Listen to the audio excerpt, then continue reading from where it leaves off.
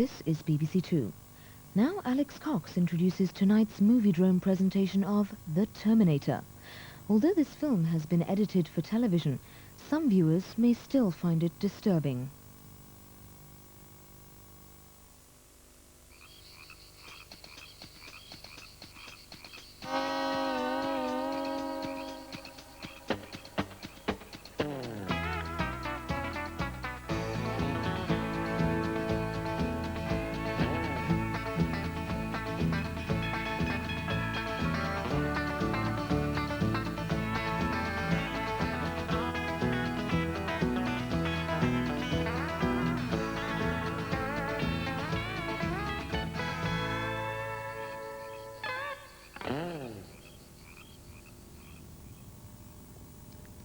Terminator is a 1980s LA science fiction film in the style of Trancers or Teenage Comet Zombies, which, as you may recall, we saw last year.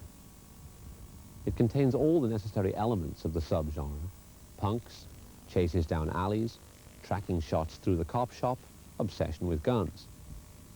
What raises it above the level of the normal are the script and the bad man, who gets star billing in the film. The script is credited to James Cameron and Gail Ann Hurd, respectively director and producer.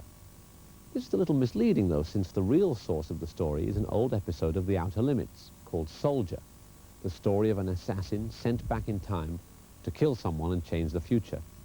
Soldier was written by Harlan Ellison. Terminator's greatest asset, of course, is Arnold Schwarzenegger. It was the first of a series of big-budget science fiction action films which included Predator, The Running Man, and most recently the $75 million Total Recall. What can you say about Schwarzenegger? Well, he's Austrian, he has enormous muscles, he obviously has a sense of humor, and he's very rich. He's also a Republican and married to the daughter of one of America's most influential political dynasties. Unfortunately, Arnold isn't a native-born American, and so he can never be president. But he's still doing his best. So sit back, slam a few shells into the chamber of your pump action, load up the 30-06, and slip the safety off your 357 as Arnold does his bit for truth, justice, and the almighty box office. If you're interested in learning more about this film, the other films we're going to show, or the ones we showed last year or the year before, you can acquire for a very modest fee a book, which also tells you where you can get stills and soundtrack albums. Terminator cost about $6 million. Terminator 2, now in production, is budgeted at $60 million, more than half of which is fees. $60 million is what the United States spends in military assistance to El Salvador in 1.5 months. It's also what the wing of a stealth bomber costs.